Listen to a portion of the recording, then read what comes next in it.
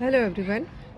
ये देखिए कितना बड़ा साइज़ का फूल खिलने के लिए रेडी हो गया है। ये वही पौधा है जिसमें मैंने केले का छिलका बहुत दिनों पहले दबाया था। उसके बाद आपने देखे थे इस वाली ब्रांच पर 4 कलियां बन रही थी जो कि एक एक करके खिल गई हैं। मैंने सारी हटा दी हैं और अब ये खिल रही है और रेगुलर इस पर कलियां बन रही हैं।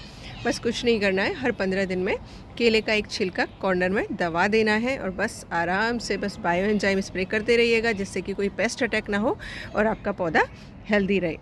क्योंकि गुलाब के साथ एक प्रॉब्लम होती है, इस पर पेस्ट अटैक होता है तो फिर इसकी सारी पत्तियां ख़राब हो जाती हैं और नेचुरल है, पत्तियां ख़राब हो जाएंगी तो फोटोसिंथेसिस नहीं होगा और पौधा ग्रोथ नहीं कर पाता है। ये जितनी भी रेड लीव्स निकल रही हैं यहाँ से आप देखेंगे छोटी छोटी सी सब पे कलियाँ आने लग जाएंगी और रेगुलर इन पर फ्लावरिंग होगी। क्योंकि ये वाला जो मौसम होता है गुलाब को बहुत पसंद होता है, सीज़न सर्दियों का, और बहुत अच्छे से फ्लावरिंग करता है। 2-3 टिप दूँगी, पूरा वीडियो देख लीजिएगा।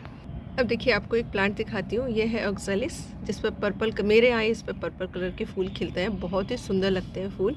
अभी कोई खिल नहीं रहा है, नहीं तो मैं आपको दिखा देती।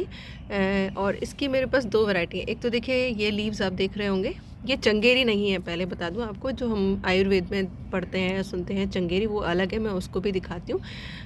और एक देखिए मेरे पास ये वैरायटी है जिसकी लीव्स इस तरीके से हैं, ठीक है।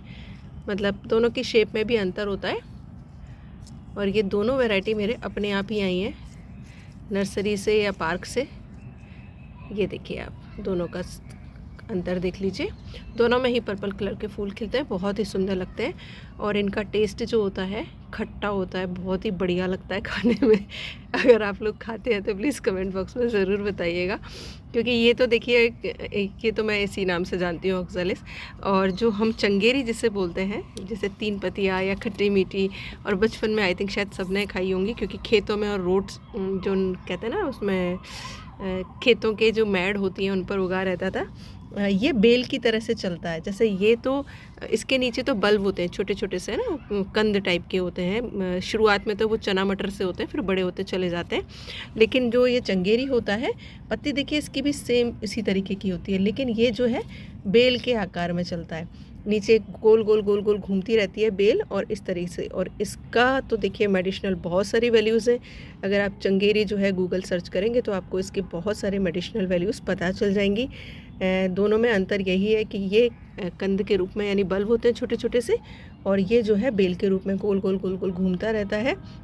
और इसमें येलो कलर के फूल आते हैं और इसकी जो फलियां आती हैं वो शायद आपने बचपन में देखी हुई हो, हाथ लगाते ही दूर तक छिटकता है इसका बीज, और ये भी आपके गार्डन से फिर कभी नहीं जाएगा, एक बार आ जाता है तो।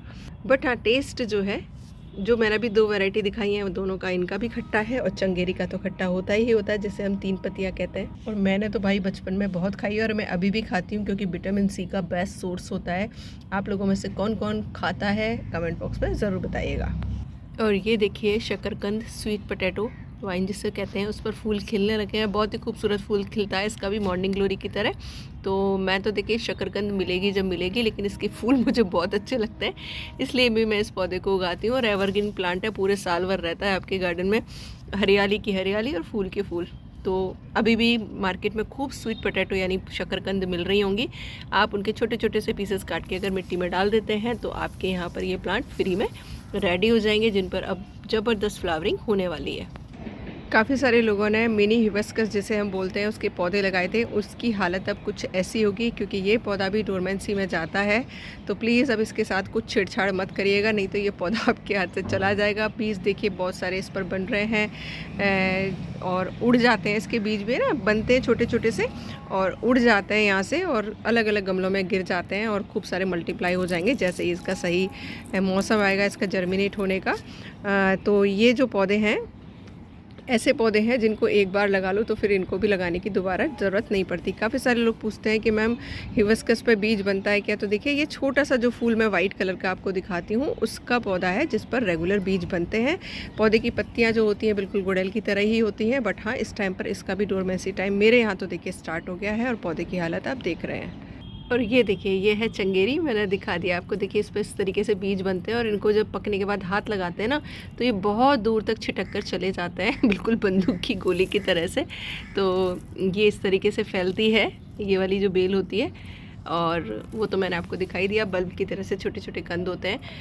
अब एक सवाल है कि मैम सरसों खली का सिर्फ लिक्विड ही डालना है या उसको मिट्टी में भी मिला सकते हैं। तो देखिए, मैंने आपको पहले भी बताया था पिछले कई वीडियोस में कि सरसों खली अगर आप पॉट फिल करके रख रहे हैं 15 दिन के लिए या 1 महीने के लिए, तो आप पूरे 12 महीने सरसों खली मिला सकते हैं मिट्टी के अंदर।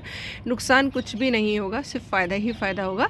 लेकिन अगर आपके यहाँ तेज़ गर्मियाँ पड़ती हैं तब आप सरसों खली का उपयोग करते हैं और थोड़ा सा मात्रा ज़्यादा हो जाती है तो कई बार पौधों में फंगस आने के चांसेस हो जाते हैं या पत्ते जल भी जाते हैं। वो डिपेंड करता है आप कितना मिला रहे हैं, कितनी उसकी क्वांटिटी ले रहे हैं, कितना पानी ले रहे हैं। दूसरा, इन दिनों में भी अगर आप पॉट फिल करके रख रहे हैं तो आप सरसों खली जो सॉलिड आती है, मतलब पाउडर, उसको फॉर्म में कर लीजिए या कूट के थोड़ा सा पाउडर बना लीजिए।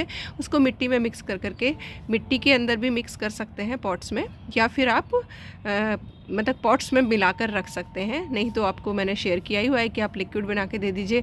मुझे, मैं सच बताऊं, मतलब मैं झूठ नहीं बोल रही हूँ आपको, मुझे इस टाइम पर लग ही नहीं रहा है कि मुझे एक्स्ट्रा कुछ पौधों को देना चाहिए, क्योंकि हर एक पौधा सीज़न के अकॉर्डिंग बहुत अच्छे से रेस्पॉन्ड कर रहा है। तो मुझे कुछ रिक्वायरमेंट ऐसा कुछ खास लग नहीं रही है। फिर भी मैं आप लोगों को बताने के लिए, क्योंकि क्या ना, खुजली सी होती रहती है लोगों को देख देख के, अरे भाई वो कुछ डाल रहा है तो क्या पता उसको डालने से हमारे यहाँ कुछ आ जाएंगे।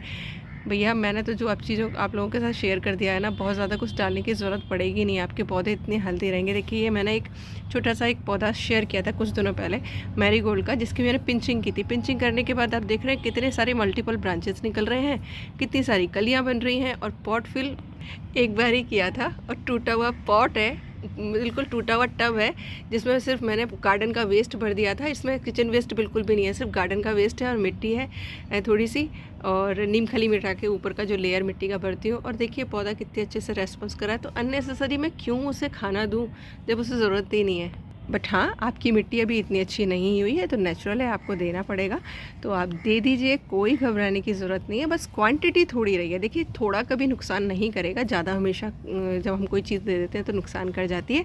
तो अगर आप मात्रा का ध्यान रखेंगे, सही मात्रा में अगर कोई भी चीज़ देंगे तो डेफिनेटली नुकसान नहीं करेगी, फ़ायदा ही करेगी। और सच बताऊँ ना तो ज़्यादा एक्सपेरिमेंट मत करिए, सिंपल चीज़ें दीजिए अपने पौधों को, केमिकल डालना बंद कर दीजिए। प्रकृति आपका सारे जो प्रकृति में रहने वाले जीव हैं ना, वो आपको सपोर्ट करने लगेंगे और आपके यहाँ वैसे ही बहुत सारी चीज़ें उगने लग जाएंगी बहुत कम मेहनत में। यकीन करिएगा, यकीन करेंगे तो फ़ायदे में रहेंगे। बाकी वही मर्ज़ी है आपकी, गार्डन है आपका, जैसा आप चाहे कर सकते हैं। मैं सिर्फ आप लोगों के साथ शेयरिंग कर सकती हूँ कि आप कैलेंडर फॉलो करिए, समय पर तैयारी करिए, और उसके बाद तो आपके गार्डन में बहुत शानदार रिजल्ट्स आने वाले हैं। और कोई भी क्वेरी हो तो कमेंट बॉक्स में पूछेगा, जिससे मुझे टॉपिक मिले वीडियो बनाने के लिए। बने रहिएगा चैनल पर। वीडियोस पसंद आते हैं तो प्लीज़ शेयरिंग ज़रूर करा करिए। Once again thank you for watching.